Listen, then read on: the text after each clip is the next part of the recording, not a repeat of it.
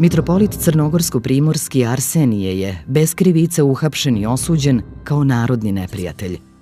Robijao je od 1954. do 1960.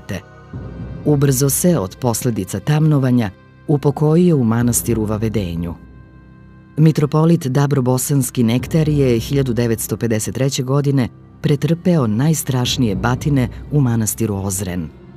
Neustrašivi mitropolit Skopski Josif, koga su proganjali i hapsili Bugari i Nemci, već 1945. godine uhapšen je od Titovih komunista, prognan iz svoje eparhije Skopske, a potom 1950. godine prebijen u zgradi suda u Beogradu, gde je pozvan da svedoči po navodnoj krivici sveštenika Milivoja Crvčanina. 2 godine bez presude primoran da boravi u kućnom zatvoru, da bi se potom ubrzo upokojio. Episkop Hvostanski Varnava u Sarajevu je zbog propovedi osuđen na 11 godina robije. Otrovali su ga 1964. godine. Vladika Banjalučki, a potom Žički Vasilije, 1953. godine gotovo da je završio kao žrtva linčovanja od strane banjalučkih članova Narodnog fronta.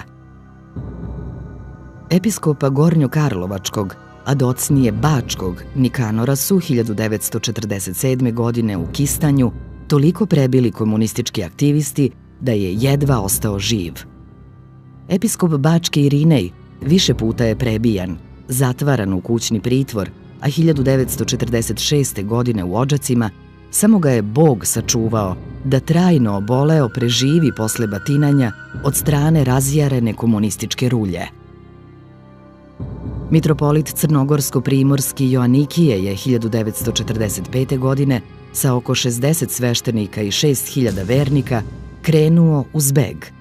U Sloveniji su ih komunisti sustigli i sve, osim mitropolita, pobili. Njega su odveli u Aranđelovac i posle najsvirepijeg mučenja ubili.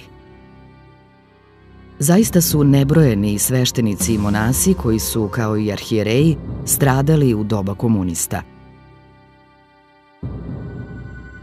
Od 1945. pa sve do 1985. godine nije bilo meseca, dana ni sata, a da neko od sveštenoslužitelja Srpske pravoslavne crkve nije bio u zatvoru.